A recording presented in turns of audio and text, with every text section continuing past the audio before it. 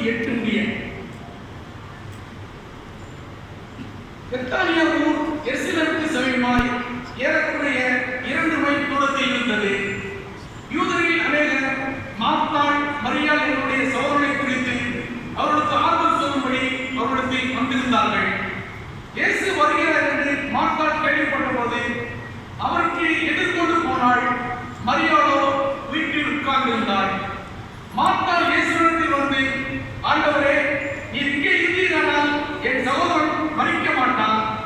இப்பொழுதும் நீ தேவனிடத்தில் கேட்டுக்கொள்வது எதுவோ அதை தேவன் உனக்கு தந்துள்ளார் என்று காத்து அறிந்திருக்கிறேன் என்றார். இயேசு அவரை நோக்கி, உன் சகோதரன் உயிர்த்தெழுந்திருப்பான் என்றார்.